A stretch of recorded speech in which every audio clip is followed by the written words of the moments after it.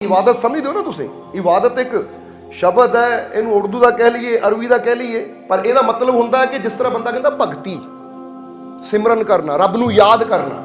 इबादत का मतलब है जदों असीं अपनी जिंदगी नू अपने मालिक की याद में ला देंगे, वह कर्म करते जिस रब खुश होवे, उन्होंने कहते इबादत। इबादत का मतलब ये सिर्फ इन्ना ही नहीं होंदा कि अखां बंद करके बह गए तो मैं की कर रहा, रब की इबादत कर रहा। सिर्फ यही इबादत नहीं है अखां बंद करके माला फेरना। इबादत का मतलब है वो हर कर्म जो सानू साडे रब की खुशी नाल जोड़ देवे।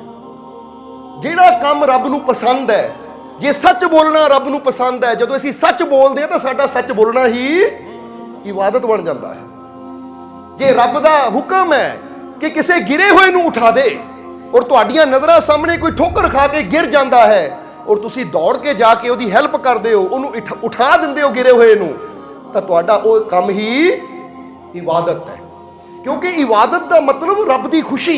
जदों कोई भी कर्म ऐसा किया जाए जिस साडा मालिक भगवान वो प्रभु खुश हो जाए, तो समझ लो साडी की है, इबादत ही है, भगती है साडी। हुण कई बार असीं दसीदा है कि बंदा बैठा होवे कि लै भी मैं तो भगती ते बैठा, तो लागे कोई प्यासा मरी जाए, हाए पानी पिला दो, पानी पिला दो। मेरे को है नहीं टाइम पानी पिलाने का, मैं तो रब की भगती च लीन है। तो रब भी कहेगा जा तेरी भगती मैनू कबूल नहीं। वो जे तू उठ के जांदा उन्होंने 2 घुट पानी दे पिला दिंदा, उसकी जान बच जाती, तो तेरी 100 साल की इबादत नालों मैनू तेरी एक करनी चंगी लगनी सी। क्योंकि ये गल हमेशा समझ लें कि जदों असीं कोई ऐसा कर्म करते जिस दूसरे का भला है, तो फिर ਉਹਦੇ ਵਿੱਚ ਹੀ ਸਾਡਾ ਰੱਬ, ਸਾਡਾ ਮਾਲਿਕ परमात्मा खुश ਹੁੰਦਾ है। ਜਦੋਂ ਅਸੀਂ ਉਹੀ कर्म करते जिस ਮੈਨੂੰ खुशी मिले, दूजे ਨੂੰ दुख मिलता मिली जाए, दूजे ਨੂੰ परेशानी मिलती मिली जाए, दूजा तकलीफ च है तो रवे, ਮੈਨੂੰ खुशी चाहिए है। ਜਦੋਂ ਅਸੀਂ अपनी खुशी ਨੂੰ देखते हैं तो वह कर्म ਨੂੰ ਕੀ किया जाता है, ये पाप कर्म है, सिर्फ अपने बारे सोचना।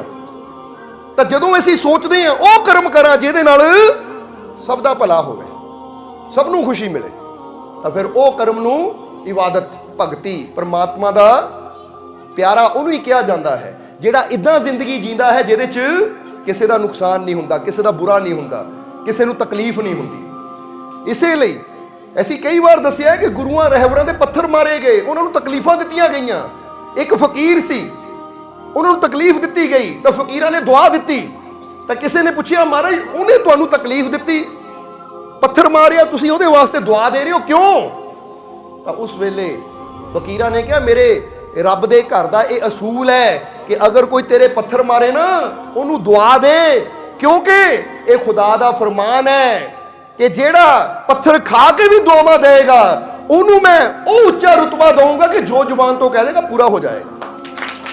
हुण उच्चे रुतबे पाने वास्ते इदां दियां इम्तिहानां च सानू गुजरना। अज बंदा पदवी तो उच्ची चाहता है, कुर्सी तो उच्ची चाहता है, पर वो उच्ची कुर्सी नू पाने वास्ते जो कर्म करना पैना है, मेहनत करनी पैनी है, जो बलिदान देने पैने हैं, कुर्बानियां देनियां पैनियां है, जो त्याग करने पैने हैं, वो करने नू बंदा तैयार नहीं है। हुण जरा सोच के देखो, चाहे दुनियावी कोई मंजिल होवे, चाहे रूहानियत की मंजिल होवे। दुनियावी मंजिल का मतलब है कि बंदा कहना मैं अच्छा खिलाड़ी बना, मैनू ओलंपिक में गोल्ड मैडल मिले, तो भाई जिन्हें अच्छा खिलाड़ी बनना, गोल्ड मैडल जितना, उन्होंने फिर मेहनत भी, प्रैक्टिस भी उन्नी करनी पैनी है। समझना जरा। एक कहते पानी च ना, जिदा तुसी जानते हो कि ओलंपिक जो होंगे आ, जो कई गेमां होंदियां है, वो एक स्विमिंग होंदी है, जिस बंदा तैरदा है, जिहड़ा तैरन में फस्ट आवे उन्होंने गोल्ड मैडल दिता जाता है। तो एक ऐसा तैराक है जिन्हें 8 गोल्ड मैडल जिते। तो जो उसकी इंटरव्यू ली गई, वो कहते महाराज इन्ने सैकंड तुसी गोल्ड मैडल जिते, यानी उन्हें अपने कैरियर च 8 गोल्ड मैडल जिते, कभी हारदा नहीं सी। वो जरा समझना सारिया ने। तो एक पत्रकार ने कहा कि ये शायद 2 या 2.5 मिनट की एक खेड होंदी है, तुसी गोल्ड मैडल जितया, इन्नी मेहनत। तो उस वेले उन्हें एक ही गल कही, कहता तू भी गोल्ड मैडल जित सकता, पिछले 10 साल तो मैं 8 घंटे पानी की प्रैक्टिस करता है, अगर तू 11 साल 8 घंटे पानी की प्रैक्टिस करूँ तो तू मेरे तो भी वधिया हो सकता है। क्योंकि वधिया होने वास्ते आ 2 मिनट नहीं देखे जाते, वो जिहड़ी पिछे 8 घंटे की मेरी प्रैक्टिस है ना, वो देखी जाती, वो मायने रखांदी है। ਹੁਣ ਇੱਕ ਬੱਚੇ ਦਾ ਪੇਪਰ ਕਿੰਨੀ ਦੇਰ ਦਾ ਹੁੰਦਾ ਹੈ? ਅੱਜ ਕੱਲ੍ਹ ਪੇਪਰ ਚੱਲ ਰਹੇ ਆ ਨਾ ਸਕੂਲ ਦੇ ਵਿੱਚ, ਘੰਟਾ, ਡੇਢ ਘੰਟਾ, 2 ਘੰਟੇ ਦਾ ਪੇਪਰ ਹੁੰਦਾ ਹੈ। ਹੁਣ ਉਹ 2 ਘੰਟੇ ਦੇ ਪੇਪਰ ਦੇ ਨਾਲ ਹੀ ਜਰਾ ਹੁਣ ਗੌਰ ਕਰ ਰਹਾ, ਹੁਣ ਕੋਈ ਕਵੇ ਬੱਚਾ ਉਹ 2 ਘੰਟੇ ਦਾ ਪੇਪਰ ਹੈ ਤਾਂ 365 ਦਿਨ ਮੈਨੂੰ ਪੜ੍ਹਨ ਦੀ ਲੋੜ ਕੀ ਹੈ? 365 ਦਿਨ ਮੈਨੂੰ ਸਕੂਲ ਜਾਣ ਦੀ ਕੀ ਲੋੜ ਹੈ? ਜਦੋਂ 2 ਘੰਟੇ ਆਣਗੇ ਮੈਂ ਪੜ੍ਹ ਲੂੰਗਾ, ਪੇਪਰ ਦੇ ਦੂੰਗਾ। ਪਰ ਉਹ ਜਿਹੜੇ 2 ਘੰਟੇ ਹੈ ਨਾ, ਉਹ ਫੇਰ ਹੀ ਉਹਦੇ ਸਫਲ ਹੋ ਸਕਦੇ ਅਗਰ ਉਹ 365 ਦਿਨ ਮਿਹਨਤ ਕਰਕੇ ਪੜ੍ਹੇਗਾ। ਅਗਰ ਉਹ ਮਿਹਨਤ ਕਰੇਗਾ ਤਾਂ ਫਿਰ 2 ਘੰਟਿਆਂ 'ਚ ਉਹ ਕਾਮਯਾਬ ਹੋ ਕੇ ਦਿਖਾਏਗਾ। ਕਿਉਂਕਿ ਇਸ ਲਈ ਮਾਇਨੇ ਇਹ ਨਹੀਂ ਰਖਾਂਦਾ ਕਿ ਪੇਪਰ ਦੇ 2 ਘੰਟੇ ਆ, ਮਾਇਨੇ ਇਹ ਰਖਾਂਦਾ ਕਿ ਪਿਛਲੇ ਪੂਰੇ ਸਾਲ 'ਚ ਤੂੰ ਮਿਹਨਤ ਕਿੰਨੀ ਕੀਤੀ ਹੈ। ਕਿਉਂਕਿ ਪਿਛਲੇ ਸਾਲ ਦੀ ਜੋ ਪੂਰੀ ਮਿਹਨਤ ਹੈ ਉਹੀ ਉਹ 2 ਘੰਟੇ ਜਿਹਨੂੰ ਕਾਮਯਾਬੀ, ਸਫਲਤਾ ਦਵਾਏਗੀ। ਸਮਝਣਾ ਜ਼ਰਾ। ਪਰ ਅੱਜ ਇਨਸਾਨ, ਹੁਣ ਜਿਹੜਾ ਇਹ ਵੀ ਗੱਲ ਇੱਕ ਕਹਿ ਦਈਏ, ਕਲੀਅਰ ਕਰ ਦਈਏ, ਜਿਹੜੇ ਇਨਸਾਨ ਕਾਮਯਾਬੀ ਦੀ ਬੁਲੰਦੀ ਤੇ ਪਹੁੰਚੇ ਹੁੰਦੇ ਆ ਨਾ, ਉਹਨਾਂ ਨੂੰ ਪਤਾ ਹੁੰਦਾ ਉਹਨਾਂ ਨੇ ਦਿਨ ਰਾਤ ਮਿਹਨਤ ਕਿੰਨੀ ਕੀਤੀ ਹੈ। ਪਰ ਦੇਖਣ ਵਾਲੇ ਪਤਾ ਕੀ ਕਹਿ ਦਿੰਦੇ ਆ? ਜਿਹੜੇ ਆਲਸੀ ਹੁੰਦੇ ਆ, ਜਿਹੜੇ ਬਹਾਨੇਬਾਜ਼ ਹੁੰਦੇ ਆ, ਡਰਾਮੇਬਾਜ਼ ਹੁੰਦੇ ਆ, ਜਿਨ੍ਹਾਂ ਨੇ ਆਪ ਕੁਝ ਕਰਨਾ ਨਹੀਂ, ਉਹ ਪਤਾ ਉਹਨਾਂ ਨੂੰ ਦੇਖ ਕੇ ਕੀ ਕਹਿੰਦੇ ਆ? ਇਹਨੂੰ ਤਾਂ ਕਿਸਮਤ ਹੀ ਬੜੀ ਚੰਗੀ ਹੈ, ਇਹਦੀ ਕਿਸਮਤ ਹੀ ਬੜੀ ਚੰਗੀ ਹੈ, ਦੇਖੋ ਕਿਸਮਤ ਨੇ ਇਹਨੂੰ ਕਿੱਥੇ ਬਿਠਾ ਦਿੱਤਾ। ਜਰਾ ਹੁਣ ਸੋਚ ਕੇ ਦੇਖੋ, ਸਮਝ ਕੇ ਦੇਖੋ ਜਰਾ। ਹੁਣ ਫਰਜ਼ ਕਰੋ ਮੁਹੰਮਦ ਅਲੀ ਬਾਕਸਰ ਅਗਰ ਕੋਈ ਭਾਈ ਤੇਰੀ ਤਾਂ ਕਿਸਮਤ ਹੀ ਇੰਨੀ ਚੰਗੀ, ਤੂੰ ਵਰਲਡ ਚੈਂਪੀਅਨ ਬਣ ਗਿਆ, ਤਾਂ ਸ਼ਾਇਦ ਪਹਿਲਾ ਮੁੱਕਾ ਉਹਦੇ ਹੀ ਮਾਰੇ ਉਹ ਕਿ ਭਾਈ ਜਿਹੜੀ ਮੈਂ ਦਿਨ ਰਾਤ ਮਿਹਨਤ ਕੀਤੀ ਉਹ ਕਿੱਥੇ ਜਾਣੀ ਹੈ। ਜੇ ਕਿਸਮਤ ਹੁੰਦਾ ਤਾਂ ਇਹਦਾ ਮਤਲਬ ਮੈਂ ਹੱਥ ਤੇ ਹੱਥ ਰੱਖ ਕੇ ਬਹਿੰਦਾ, ਉਹ ਕਿਸਮਤ ਹੁੰਦੀ ਚੱਕ ਕੇ ਮੈਨੂੰ ਰਿੰਗ 'ਚ ਭੇਜ ਦਿੰਦੀ, ਮੈਂ ਜਿੱਤ ਕੇ ਆ ਜਾਂਦਾ, ਫਿਰ ਤਾਂ ਮੈਂ ਕਹਿੰਦਾ ਕਿਸਮਤ। ਪਰ ਇਹਦੇ ਵਾਸਤੇ ਖੂਨ ਪਸੀਨਾ ਮੈਨੂੰ ਇੱਕ ਕਰਨਾ ਪਿਆ। ਇਸ ਲਈ ਅੱਜ ਇੱਕ ਪੁਆਇੰਟ ਪਹਿਲਾਂ ਤੁਹਾਨੂੰ ਦੇ ਦੇਵਾਂਗੇ, ਨੋਟ ਕਰ ਲਿਓ कि जिंदगी में कभी किस्मत के भरोसे मत बैठना। जिंदगी में कभी किस्मत के भरोसे मत बैठना, क्योंकि क्या पता किस्मत तुम्हारे भरोसे पर बैठी हो। की पता किस्मत तुहाडे भरोसे बैठी होवे कि उठ मेहनत कर तां मैनू चमका, क्योंकि अपने आप तां घर च पिया बर्तन भी नहीं चमकदा ना। ਹੁਣ ਤੁਸੀਂ ਚਾਹ ਬਣਾ ਕੇ, ਸਬਜ਼ੀ ਬਣਾ ਕੇ ਪਤੀਲੀ ਰੱਖ ਦਿਓ, ਕਿਸਮਤ 'ਚ ਹੋਇਆ ਚਮਕ ਜਾਊਗੀ। ਤਾਂ ਸਵੇਰ ਨੂੰ ਗੰਦੀ ਮਿਲਣੀ ਆ ਤੁਹਾਨੂੰ, ਕੋਈ ਕਿਸਮਤ ਨੇ ਨਹੀਂ ਆਣਾ ਆ ਕੇ ਚਮਕਾ ਦੇਣਾ ਉਹਨੂੰ ਕਿ ਲੈ ਵੀ ਕਿਸਮਤ 'ਚ ਸੀਗਾ ਚਮਕ ਗਈ। ਉਹ ਕਿਸਮਤ ਕੁਛ ਨਹੀਂ ਕਰਦੀ, ਜੋ ਕਰਨਾ ਹੈ ਉਹ ਸਾਨੂੰ ਹੀ ਮਿਹਨਤ ਔਰ ਵਿਸ਼ਵਾਸ ਨਾਲ ਕਰਨਾ ਪੈਣਾ ਹੈ। ਆ ਜਿਹੜੇ ਕਿਸਮਤ ਤੇ ਛੱਡ ਦਿੰਦੇ ਨਾ, ਇਹਨਾਂ ਨੂੰ ਇਹ ਡਰਾਮੇਬਾਜ਼, ਬਹਾਨੇਬਾਜ਼ ਜਾਂ ਆਲਸੀ ਕਹਿੰਦੇ ਆ। ਕਿਸਮਤ 'ਚ ਹੋਇਆ ਤਾਂ ਪਾਸ ਹੋ ਜਾਵਾਂਗੇ, ਮਿਹਨਤ ਕੀ ਕਰਨੀ, ਹਮੇ ਦਿਓਗ ਨਹੀਂ, ਫਿਰ ਤਾਂ ਬੈਠੇ ਰਹੋ। किस्मत जो है तो रोटी मुंह च पै जाऊगी, नहीं तो आप रोटी भी नहीं खानी, तो मिल जाएगी रोटी। समझ अज जेडे किस्मत के भरोसे बैठने वाले ना, उन्होंने करना चाहिए कि भाई बह जा, भुख लगी है, हाँ लगी है, बह जा, फिर किस्मत जो है मिल जाऊंगी, मैं क्यों बनावा, मैं क्यों मेहनत करी जावा। जे किस्मत के सहारे बैठना तो किस्मत ये नहीं कहती बैठ, क्योंकि फिर कहांगे कि कदी जिंदगी च किस्मत के भरोसे ना बैठो। क्यों? क्योंकि कई बार किस्मत साडे भरोसे ते बैठी होंदी कि भाई मेहनत कर, कोशिश कर तो मैनू चमका। क्योंकि जे अपनी किस्मत नू चमकाना है तो उहदे वास्ते सानू विश्वास नाल मेहनत करनी ही पैनी है। बिना मेहनत कीतियां कदी साडी किस्मत दे सितारे भी नहीं चमकदे। हुण कोई जाके ना किसी थानेदार नू या किसी SSP नू या किसी फर्ज करो बड़े आदमी नू, प्रधानमंत्री नू कहे वो तुहाडी किस्मत कुर्सी मिल गई तुहानू, उन्होंने चक के अंदर करो भाई इनू पता लगे। दिन रात जेडे असीं लाठियां खाधियां, दिन रात असीं पेपर दिते, अफसरां ने कहना इन्नी मेहनत की, पढ़ के साडा दिमाग खराब हो जाता सी। जिथे सारी दुनिया सुत्ती हुंदी सी असीं जाग के पढ़दे हुंदे सी, इम्तिहान देण सर्दियां च जांदे सी। ओ भाई वो साडी मेहनत है, कोई किस्मत नहीं है। जे किस्मत च होवे तां फिर तां मेहनत करन दी लोड़ है। फिर हुण तुसीं इत्थे आए हो, किस्मत नाल आए हो, अपने पैरां नाल चल के आए हो? जवाब दे दिओ सानू, समझदे हो कि नहीं? यही सच्चाई जीवन च समझनी है। इसलिए किस्मत की गल नहीं छड्डनी।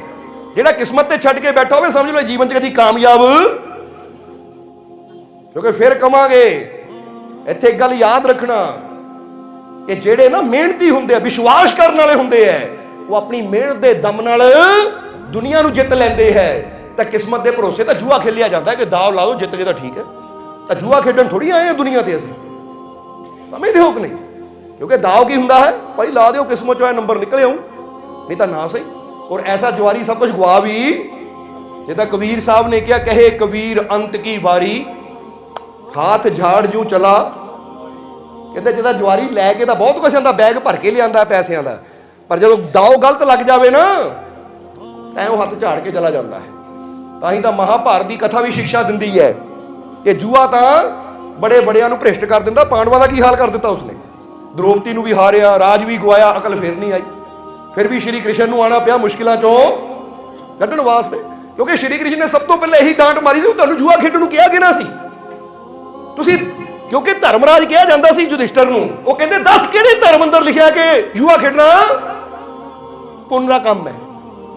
ਹਰ ਧਰਮ ਅੰਦਰ ਆਂਦਾ ਕਿ ਜੂਆ ਖੇਡਣਾ ਪਾਪ ਦਾ ਕਰਮ ਹੈ। ਉਹ ਤੂੰ ਧਰਮਰਾਜ ਹੋ ਕੇ ਜੇ ਪਾਪ ਦਾ ਕਰਮ ਕੀਤਾ ਤਾਂ ਫਲ ਤਾਂ ਹੁਣ ਤੈਨੂੰ, ਤਾਂ ਦ੍ਰੋਪਦੀ ਨੂੰ ਭੋਗਣਾ ਪਿਆ, ਬਨਵਾਸ ਵੀ ਚੱਲਣਾ ਪਿਆ, ਯੁੱਧ ਵੀ ਲੜਨਾ ਪਿਆ। ਅਗਰ ਉਹ ਪਾਪ ਕਰਮ ਹੀ ਨਾ ਕਰਦਾ ਤਾਂ ਫਿਰ ਐਡਾ ਵੱਡਾ ਮਹਾਭਾਰਤ ਦਾ ਸੰਗਰਾਮ ਵੀ ਨਾ ਹੁੰਦਾ, ਕਿਉਂਕਿ ਸ਼ੁਰੂਆਤ ਤਾਂ ਹਮੇਸ਼ਾ ਬੁਰੇ ਕਰਨੀ ਤੋਂ ਹੀ ਹੁੰਦੀ ਹੈ।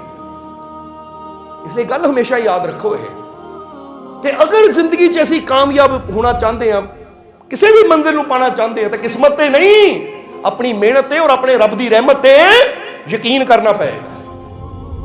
ਕਿਉਂਕਿ ਜਿਹੜਾ ਆਪਣੀ ਮਿਹਨਤ ਤੇ, ਆਪਣੇ ਆਪ ਤੇ, ਆਪਣੀ ਮਿਹਨਤ ਤੇ ਵਿਸ਼ਵਾਸ ਕਰਦਾ ਕਿ ਮੈਂ ਮਿਹਨਤ ਕਰਨੀ ਹੈ, ਔਰ ਦੂਸਰਾ ਕਿ ਮੈਨੂੰ ਕਾਮਯਾਬੀ ਦੇਣ ਵਾਲਾ, ਮੈਨੂੰ ਸਫਲਤਾ ਦੇਣ ਵਾਲਾ, ਮੇਰੇ ਤੇ ਰਹਿਮਤ ਕਰਨ ਵਾਲਾ ਮੇਰਾ ਮਾਲਿਕ ਮੇਰੇ ਨਾਲ ਹੈ, ਤਾਂ ਫਿਰ ਕਾਮਯਾਬੀ ਵੀ। ਹੁਣ ਤੁਹਾਡੇ ਘਰ 'ਚ ਇੱਕ ਗਾਂ ਹੋਵੇ, ਇੱਕ ਮੱਝ ਵੀ ਹੋਵੇ ਨਾ, ਤਾਂ ਉਹਨੂੰ ਤੁਸੀਂ ਸੰਗਲ ਨਾਲ ਕਿਉਂ ਬੰਨ੍ਹਦੇ ਹੋ? ਛੱਡ ਦਿਓ ਕਿਸਮਤ ਦੇ ਭਰੋਸੇ, ਕਿਸਮਤ 'ਚ ਹੋਏ ਤਾਂ ਬੈਠੀ ਰਹੂੰਗੀ ਤੇ ਚੱਲ ਜਾਊਂਗੀ ਕਿਤੇ, ਛੱਡ ਦਿਓ ਉਹਨੂੰ ਏਦਾਂ, ਕਿਉਂਕਿ ਤੁਹਾਨੂੰ ਪਤਾ ਕਿਸਮਤ ਦੇ ਭਰੋਸੇ ਮੱਝ ਨਹੀਂ ਛੱਡੀ ਜਾ ਸਕਦੀ, ਇਹ ਗਾਂ ਕਿਸਮਤ ਦੇ ਭਰੋਸੇ ਨਹੀਂ ਛੱਡੀ ਜਾ ਸਕਦੀ। ਆ ਗੱਡੀ ਨੂੰ ਖੜੀ ਕਰ ਦਿਓ, ਚਾਬੀ ਉੱਪਰ ਹੀ ਰੱਖ ਦਿਓ, ਰਾਤ ਨੂੰ ਕਿਸਮਤ 'ਚ ਹੋਇਆ ਤਾਂ ਖੜੀ ਰਹੇਗੀ, ਨਹੀਂ ਤਾਂ ਫਿਰ ਠੀਕ ਹੈ, ਤਾਂ ਸਵੇਰ ਨੂੰ ਮਿਲਣੀ ਨਹੀਂ ਹੈ। ਉਹ ਕਿਸਮਤ ਦੇ ਭਰੋਸੇ ਤੁਸੀਂ ਆਪਣੀ 2 ਲੱਖ 4 ਲੱਖ 10 ਲੱਖ ਦੀ ਗੱਡੀ ਨਹੀਂ ਛੱਡਦੇ, ਕਿਸਮਤ ਦੇ ਭਰੋਸੇ ਤੁਸੀਂ ਆਪਣੀ ਮੱਝ ਗਾਂ ਨਹੀਂ ਛੱਡਦੇ, ਇੱਥੇ ਤੱਕ ਕਿ ਨਿੱਕਾ ਜਿਹਾ ਕੁੱਤਾ ਨਹੀਂ ਕਿਸਮਤ ਦੇ ਭਰੋਸੇ ਛੱਡਦੇ, ਉਹਨੂੰ ਵੀ ਘਰ ਲਿਆ ਕੇ ਬੰਨ੍ਹ ਕੇ ਰੱਖਦੇ ਹੋ। ਤਾਂ ਆਪਣੀ ਇੰਨੀ ਕੀਮਤੀ ਜ਼ਿੰਦਗੀ ਨੂੰ ਕਿਸਮਤ ਦੇ ਭਰੋਸੇ ਛੱਡ ਕੇ ਕਿਉਂ ਬਰਬਾਦ ਕਰ ਰਹੇ ਹੋ? ਇਸ ਲਈ ਇਹਨੂੰ ਕਿਸਮਤ ਦੇ, ਮੇਰੀ ਕਿਸਮਤ 'ਚ ਇਹ ਲਿਖਿਆ ਹੈ, ਪਤਾ ਤੁਹਾਨੂੰ ਕਿਸਮਤ 'ਚ ਕੀ ਲਿਖਿਆ ਹੈ? ਇਸ ਕਰਕੇ ਕਿਸਮਤ ਦੇ ਭਰੋਸੇ ਨਾ, ਕਿਸਮਤ ਦੀਆਂ ਗੱਲਾਂ ਕਰਕੇ ਠਗਣ ਵਾਲੇ ਵੀ, ਵਹਿਮਾਂ 'ਚ ਪਾਉਣ ਵਾਲੇ ਵੀ, ਉਹ ਲਿਆ ਤੇਰੀ ਕਿਸਮਤ ਬਦਲ ਦੇਵਾਂਗੇ, ਆ ਤੇਰੀ ਕੁੰਡਲੀ ਬਦਲ ਦੇਵਾਂਗੇ, ਆ ਤੇਰਾ ਫਲਾਨਾ ਬਦਲ ਦੇਵਾਂਗੇ, ਇਦਾਂ ਕਰ ਦੇਵਾਂਗੇ। ਤਾਂ ਇੱਕ ਗੱਲ ਫਿਰ ਕਹਾਂਗੇ, ਇਦਾਂ ਦੇ ਭਰਮਾਂ 'ਚ ਪੈ ਕੇ ਆਪਣਾ ਟਾਈਮ, ਆਪਣਾ ਪੈਸਾ ਖਰਾਬ ਕਰਨ ਦੀ ਜ਼ਰੂਰਤ ਨਹੀਂ ਹੈ। ਸਮਝਦੇ ਹੋ ਕਿ ਨਹੀਂ? ਇਸ ਲਈ ਯਕੀਨ ਰੱਖੋ ਕਿ ਮਿਹਨਤ ਮੈਨੂੰ ਕਰਨੀ ਪੈਣੀ ਹੈ। ਤਾਂ ਕਿਹਾ ਜਾਂਦਾ, ਜਿੱਦਾਂ ਹਰ ਵਾਰ ਦੱਸੀਦਾ ਕਿ ਮਿਹਨਤ ਮੇਰੀ ਰਹਿਮਤ, ਕਿਉਂਕਿ ਮੇਰੀ ਮਿਹਨਤ ਦੇ ਨਾਲ ਨਾਲ ਤੇਰੀ ਰਹਿਮਤ ਦੀ ਲੋੜ ਹੈ, ਫੇਰ ਹੀ ਮੇਰੀ ਜ਼ਿੰਦਗੀ 'ਚ ਖੁਸ਼ੀਆਂ ਆ ਸਕਦੀਆਂ, ਫੇਰ ਹੀ ਮੇਰੀ ਜ਼ਿੰਦਗੀ 'ਚ ਕਾਮਯਾਬੀ ਆ ਸਕਦੀ ਹੈ। ਅੱਜ ਅਗਰ ਕੋਈ ਤੁਹਾਨੂੰ ਹੱਥਾਂ ਦੀਆਂ ਲਕੀਰਾਂ ਦੇਖ ਕੇ ਵੀ ਦੱਸਦਾ ਨਾ ਇਦਾਂ ਦੀਆਂ ਹੈ, ਤਾਂ ਅੱਜ ਜੋ ਤੁਹਾਡੀਆਂ ਆਦਤਾਂ ਹੈ, ਇੱਕ ਬੰਦਾ ਸ਼ਰਾਬੀ ਹੈ ਨਾ, ਅਗਰ ਬਹੁਤ ਜ਼ਿਆਦਾ ਸ਼ਰਾਬ ਪੀਂਦਾ ਹੈ, ਕੋਈ ਉਹਨੂੰ ਦਿਖਾਏਗਾ ਨਾ, ਕੋਈ ਹੱਥ ਨੂੰ ਕਹਿਣਾ ਭਾਈ ਤੂੰ ਸ਼ਰਾਬ ਨਹੀਂ ਮਰਨਾ ਹੈ, ਕਿਉਂਕਿ ਤੇਰੀਆਂ ਹਰਕਤਾਂ ਇਦਾਂ ਦੀਆਂ ਹੈ। ਉੱਥੇ ਕਿਸੇ ਲਕੀਰ ਦੀ ਲੋੜ, ਬੰਦੇ ਦੀ ਆਦਤ ਹੀ ਦੱਸ ਦਿੰਦੀ ਕਿ ਬੰਦੇ ਦਾ ਬਣਨਾ ਕੀ ਹੈ। ਤਾਂ ਜਿਹਦੀ ਆਦਤ ਅੱਛੀ ਹੋਵੇ, ਜਿਹਦੀ ਖੁਰਾਕ ਅੱਛੀ ਹੋਵੇ, ਜਿਹਦੇ ਕਰਮ ਅੱਛੇ ਹੋਣ, ਤਾਂ ਫਿਰ ਪਤਾ ਹੈ ਕਿ ਜਿਸ ਰਸਤੇ ਜਾ ਰਿਹਾ, ਰਸਤਾ ਇਹਨੂੰ ਕਾਮਯਾਬੀ ਤੱਕ ਲੈ ਕੇ ਜਾਏਗਾ, ਇਹ ਰਸਤਾ ਇਹਨੂੰ ਸਫਲਤਾ ਤੱਕ ਲੈ ਕੇ ਜਾਏਗਾ, ਇਹ ਰਸਤਾ ਇਹਨੂੰ ਖੁਸ਼ੀਆਂ ਤੱਕ ਲੈ ਕੇ ਜਾਏਗਾ।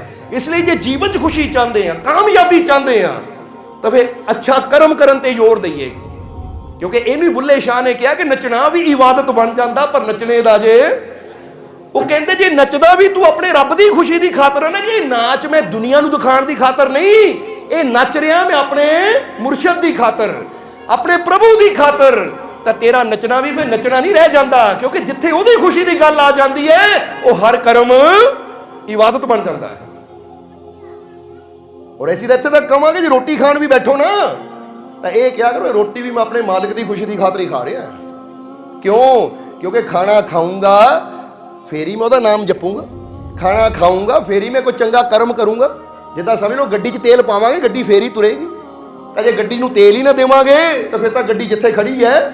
ਇਸ ਲਈ ਆਪਣੀ ਜ਼ਿੰਦਗੀ ਨੂੰ ਇਦਾਂ ਸਮਝੋ ਕਿ ਜ਼ਿੰਦਗੀ ਮੇਰੇ ਮਾਲਿਕ ਦੀ ਹੈ। ਜੇ ਮੈਂ ਖਾ ਵੀ ਰਿਹਾ ਤਾਂ ਇਸ ਲਈ ਖਾ ਰਿਹਾ ਕਿ ਇਹ ਖੁਰਾਕ ਮੈਨੂੰ ਸ਼ਕਤੀ ਦੇਵੇ, ਤਾਂ ਮੈਂ ਆਪਣੇ ਜੀਵਨ ਨੂੰ ਕਿਸੇ ਨੇਕ ਕੰਮ ਵਿੱਚ ਲਾਵਾਂ, ਸਿਮਰਨ ਚ ਲਾਵਾਂ, ਕਿਸੇ ਸੇਵਾ ਚ ਲਾਵਾਂ, ਕੋਈ ਅੱਛਾਈ ਚ ਲਾਵਾਂ, ਤਾਂ ਫਿਰ ਤੁਹਾਡਾ ਖਾਣਾ ਵੀ, ਤੁਹਾਡਾ ਚੱਲਣਾ ਵੀ ਕੀ ਬਣ ਜਾਏਗਾ? ਇਬਾਦਤ। ਕਿਉਂਕਿ ਤੁਸੀਂ ਜੇ ਹੁਣ ਇਹ ਸੋਚ ਕੇ ਖਾਂਦੇ ਹੋ, ਲੈ ਪੁੱਤ ਆ ਦੁੱਧ ਦਾ ਗਲਾਸ ਪੀ ਲੈ, ਕੀ ਪਤਾ ਗੁਆਂਢੀ ਦੇ ਮੁੰਡੇ ਨਾਲ ਲੜਨੇ ਪੈ ਜਾਵੇ ਤੈਨੂੰ।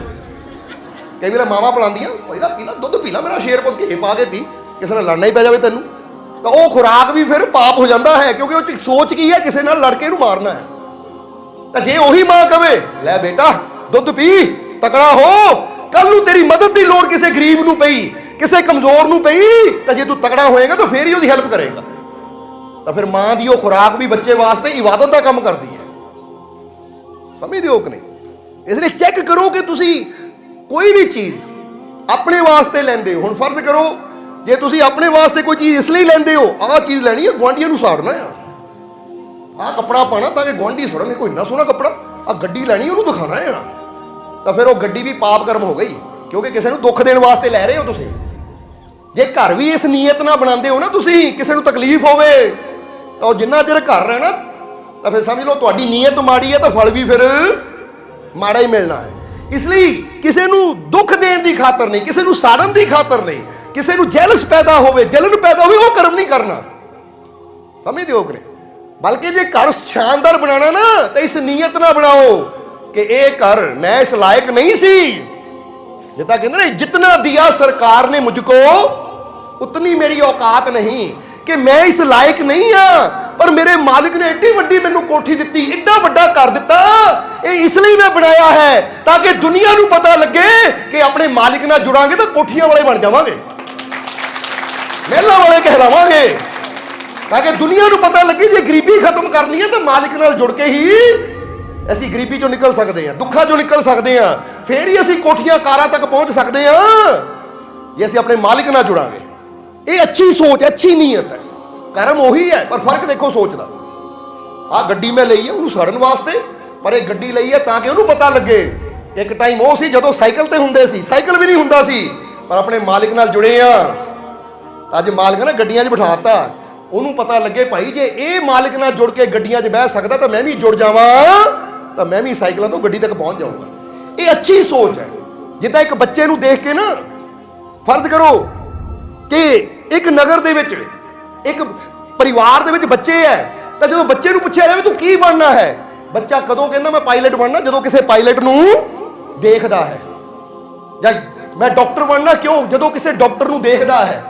ਕਿਉਂਕਿ ਕਈ ਵਾਰ ਦੂਜੇ ਨੂੰ ਦੇਖ ਕੇ ਹੀ ਸਾਡੇ ਅੰਦਰ ਉਹ ਭਾਵਨਾ ਪੈਦਾ ਹੁੰਦੀ ਕਿ ਮੈਂ ਵੀ ਉਹ ਕਰਮ ਕਰਾਂ ਜਿੱਦਾਂ ਇਹ ਕੁਰਸੀ ਤੇ ਬੈਠਾ ਤਾਂ ਮੈਂ ਵੀ ਇਸ ਕੁਰਸੀ ਤੇ ਬੈਠਾ। ਔਰ ਜਦ ਤੱਕ ਬੱਚੇ ਨੂੰ ਪਤਾ ਹੀ ਨਾ ਹੋਏਗਾ ਪਾਇਲਟ ਕੌਣ ਹੈ, ਡਾਕਟਰ ਕੌਣ ਹੈ, ਵਕੀਲ ਕੌਣ ਹੈ, ਉਹਨੇ ਕਹਿਣਾ ਨਹੀਂ ਮੈਂ ਬਣਨਾ ਹੈ। ਕਿਉਂਕਿ ਕਿਸੇ ਚੀਜ਼ ਦੀ ਉਚਾਈ ਤੱਕ ਪਹੁੰਚਣ ਵਾਸਤੇ ਇਹ ਜ਼ਰੂਰੀ ਹੁੰਦਾ ਹੈ ਕਿ ਪਹਿਲਾਂ ਸਾਨੂੰ ਪਤਾ ਲੱਗੇ ਕਿ ਕਿਸ ਮਾਰਗ ਤੇ ਚੱਲ ਕੇ ਬੰਦਾ ਉੱਥੇ ਤੱਕ ਪਹੁੰਚਿਆ ਹੈ, ਫੇਰ ਹੀ ਅਸੀਂ ਵੀ ਕੋਸ਼ਿਸ਼ ਕਰਾਂਗੇ ਉਸ ਉਚਾਈ ਤੱਕ ਪਹੁੰਚਣ ਦੀ। ਇਸ ਲਈ ਆਪਣੇ ਜੀਵਨ 'ਚ ਤੁਸੀਂ ਇਹ ਗੱਲ ਦਾ ਖਾਸ ਖਿਆਲ ਰੱਖਣਾ, ਇਹ ਗੱਲ ਦਾ ਖਾਸ ਖਿਆਲ ਰੱਖਣਾ ਆਪਣੇ ਜੀਵਨ ਦੇ ਵਿੱਚ ਕਿ ਕੋਈ ਵੀ ਕਰਮ ਕਰਨਾ ਹੋਵੇ, ਕੋਈ ਵੀ ਕਰਮ ਕਰਨਾ ਹੋਵੇ ਤਾਂ ਉਹਦੇ 'ਚ ਮਕਸਦ ਸਾਡਾ ਇੱਕ ਹੋਣਾ ਚਾਹੀਦਾ ਹੈ। ਮਕਸਦ ਸਾਡਾ ਕੀ ਹੋਣਾ ਚਾਹੀਦਾ ਹੈ? ਮਕਸਦ ਸਾਡਾ ਇੱਕੋ ਹੀ ਹੋਣਾ ਚਾਹੀਦਾ ਹੈ, ਇਹ ਕਰਮ ਮੈਂ ਇਸ ਲਈ ਕਰ ਰਿਹਾ ਤਾਂ ਕਿ ਦੂਜਿਆਂ ਦੇ ਅੰਦਰ ਮੇਰੇ ਮਾਲਿਕ ਦਾ ਪਿਆਰ ਪੈਦਾ ਹੋਵੇ, ਦੂਜਿਆਂ ਦੇ ਅੰਦਰ ਮੇਰੇ ਮਾਲਿਕ ਦਾ ਵਿਸ਼ਵਾਸ ਪੈਦਾ ਹੋਵੇ, ਦੂਜਿਆਂ ਦੇ ਅੰਦਰ ਵੀ ਉਹ ਯਕੀਨ ਪੈਦਾ ਹੋਵੇ ਕਿ ਕੱਲ ਇਹਦੀ ਜ਼ਿੰਦਗੀ ਕਿੱਥੇ ਸੀ, ਤਾਂ ਜੇ ਮਾਲਿਕ ਨਾਲ ਜੁੜ ਕੇ ਵਿਸ਼ਵਾਸ ਕਰਕੇ ਇਹਦੀ ਜ਼ਿੰਦਗੀ ਬਦਲ ਸਕਦੀ ਹੈ ਤਾਂ ਮੇਰੀ ਜ਼ਿੰਦਗੀ ਵੀ ਜ਼ਰੂਰ ਬਦਲੇਗੀ। ਸਮਝਦੇ ਹੋ?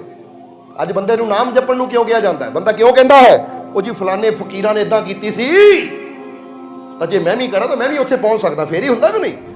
ਇਹ ਸ਼ੌਕ ਕਦੋਂ ਪੈਦਾ ਹੁੰਦਾ? ਦੂਜੇ ਨੂੰ ਦੇਖ ਕੇ। ਹੁਣ ਤੁਸੀਂ ਕੋਈ ਚੀਜ਼ ਖਾਂਦੇ ਹੋ, ਤੁਹਾਨੂੰ ਸਵਾਦ ਲੱਗਦੀ ਹੈ, ਜਦੋਂ ਸਵਾਦ ਲੈਂਦੇ ਹੋ ਤਾਂ ਦੂਜੇ ਨੂੰ ਯਾਰ ਇਹਨੂੰ ਇੰਨੀ ਸਵਾਦ ਲੱਗ ਰਹੀ ਤਾਂ ਮੈਂ ਵੀ ਖਾ ਕੇ ਦੇਖਾਂ।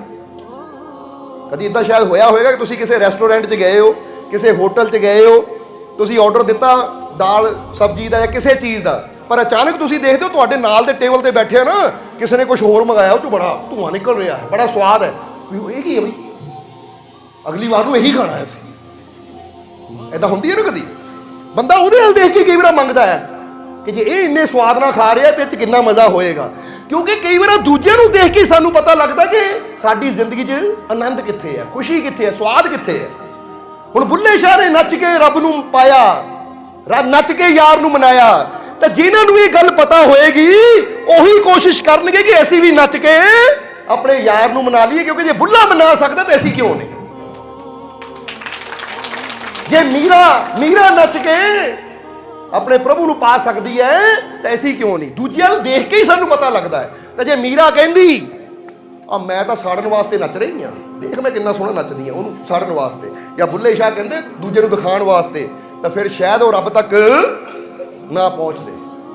ਇਸ ਲਈ ਆਪਣਾ ਉੱਠਣਾ ਬੈਠਣਾ ਖਾਣਾ ਪੀਣਾ ਹਰ ਕਰਮ ਇਸ ਢੰਗ ਨਾਲ ਕਰੋ ਕਿ ਇਹਦੇ ਪਿੱਛੇ ਉਹਦਾ ਪਿਆਰ ਹੋਵੇ, ਕੋਈ ਦਿਖਾਵਾ ਨਾ ਹੋਵੇ, ਕੋਈ ਦੁਨੀਆ ਨੂੰ ਦਿਖਾਉਣ ਦੀ ਗੱਲ ਨਾ ਹੋਵੇ, ਸਾੜਨ ਦੀ ਗੱਲ ਨਾ ਹੋਵੇ, ਜਲਨ ਦੀ ਗੱਲ ਨਾ ਹੋਵੇ, ਬਲਕਿ ਇਹ 'ਚ ਪਿਆਰ ਦੀ ਗੱਲ ਹੋਵੇ ਕਿ ਮੈਂ ਜੋ ਕਰ ਰਿਹਾ ਹਾਂ ਆਪਣੇ ਮਾਲਿਕ ਦੀ ਖਾਤਰ ਕਰ ਰਿਹਾ।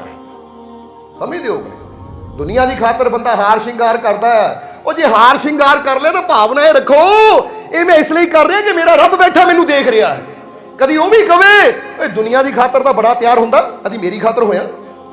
ਇੱਥੇ ਔਰਤ ਜਾਂ ਮਰਦ ਦੀ ਗੱਲ ਨਹੀਂ ਹੈ ਕਿ ਬੰਦਾ ਕਵੇ ਔਰਤ ਹੀ ਸ਼ਿੰਗਾਰ ਕਰਦੀ ਹੈ।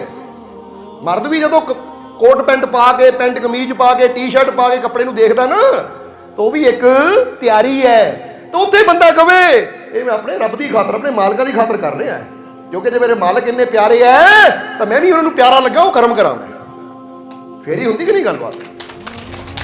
ਜੇ ਰੱਬ ਇੰਨਾ ਪਿਆਰਾ ਹੈ, ਜੇ ਉਹ ਮਾਲਿਕ ਇੰਨਾ ਪਿਆਰਾ ਹੈ, ਤਾਂ ਅਸੀਂ ਵੀ ਉਹ ਕਰਮ ਕਰਨੇ ਆ ਕਿ ਉਹ ਸਾਨੂੰ ਪਿਆਰ ਕਰੇ, ਨਾ ਕਿ ਉਹ ਕਰਮ ਕਰੀਏ ਕਿ ਉਹਦੀ ਰਹਿਮਤ ਤੋਂ ਹੀ ਦੂਰ ਹੁੰਦੇ ਚਲੇ ਜਾਈਏ। ਇਸ ਲਈ ਉਮੀਦ ਹੈ ਕਿ ਹੁਣ ਤੁਸੀਂ ਸਮਝ ਗਏ ਹੋਵੋਗੇ ਕਿ ਇਬਾਦਤ ਕਿਹਨੂੰ ਕਹਿੰਦੇ ਆ। ਪਤਾ ਲੱਗ ਗਿਆ ਕਿ ਨਹੀਂ? ਉਹ ਸਾਡਾ ਹਰ ਕਰਮ ਜਿਹੜਾ ਸਾਡੇ ਮਾਲਿਕ ਨੂੰ, ਪ੍ਰਮਾਤਮਾ ਪ੍ਰਭੂ ਨੂੰ ਖੁਸ਼ ਕਰੇ। ਜੇ ਤੁਸੀਂ 1 ਰੁਪਇਆ ਵੀ ਦਾਨ ਕਰਦੇ ਹੋ ਉਹ ਤੁਹਾਡੀ ਇਬਾਦਤ ਹੈ। ਜੇ ਤੁਸੀਂ ਭੁੱਖੇ ਨੂੰ ਖਾਣਾ ਖਿਲਾਉਂਦੇ ਹੋ ਤੁਹਾਡੀ ਇਬਾਦਤ ਹੈ। ਪਿਆਸੇ ਨੂੰ ਪਾਣੀ ਪਿਲਾਉਂਦੇ ਹੋ ਤੁਹਾਡੀ ਇਬਾਦਤ ਹੈ। ਫਿਰ ਸਪੈਸ਼ਲ ਮਾਲਾ ਫੜ ਕੇ ਬੈਠਣ ਦੀ ਉਹੀ ਇਬਾਦਤ ਨਹੀਂ ਹੈ। ਹਾਂ, ਉਹ ਬੈਠਣਾ ਅਲੱਗ ਗੱਲ ਹੈ ਕਿ ਉੱਦਾਂ ਬੈਠ ਕੇ ਸਾਡਾ ਕਨੈਕਸ਼ਨ ਆਪਣੇ ਆਪ ਨਾਲ ਜੁੜਦਾ, ਉਹ ਵੀ ਇੱਕ ਇਬਾਦਤ ਹੈ ਜਿਹੜੀ ਸਾਨੂੰ ਸਾਡੇ ਅੰਦਰ ਛੁਪੀ ਸ਼ਕਤੀ ਤੱਕ ਲੈ ਕੇ ਜਾਂਦੀ ਹੈ। ਇਸ ਲਈ ਧਿਆਨ ਤੇ ਬੈਠਣਾ ਵੀ ਜ਼ਰੂਰੀ ਹੈ। ਪਰ ਜੇ ਸੋਚੀਏ ਬੈਠਣਾ ਹੀ ਇਬਾਦਤ ਹੈ ਤਾਂ ਬਾਕੀ ਦੂਜਿਆਂ ਨੂੰ ਦੁੱਖ ਦੇਈ ਜਾਓ, ਗਾਲੀਆਂ ਕੱਢੀ ਜਾਓ, ਨਿੰਦਿਆ ਕਰੀ ਜਾਓ, ਤਾਂ ਫਿਰ ਸਮਝ ਲਓ ਸਾਡੀ ਉਹ ਬੈਠਣ ਦਾ ਵੀ ਕੋਈ ਫਾਇਦਾ ਨਹੀਂ ਹੈ। ਉਹ ਫਿਰ ਬੈਠਣਾ ਵੀ ਵਿਅਰਥ ਹੋ ਜਾਂਦਾ ਹੈ। ਇਸ ਲਈ ਜ਼ਿੰਦਗੀ ਇਦਾਂ ਦੀ ਬਣਾਓ ਕਿ ਧਿਆਨ ਵੀ ਕਰੀਏ, ਮੈਡੀਟੇਸ਼ਨ ਵੀ ਕਰੀਏ, ਤਾਂ ਜੀਂਦੇ ਜੀ ਕਰਮ ਵੀ ਐਸੇ ਕਰੀਏ ਕਿ ਜਿਹਦੇ ਨਾਲ ਦੂਜੇ ਦਾ ਭਲਾ ਹੋਵੇ।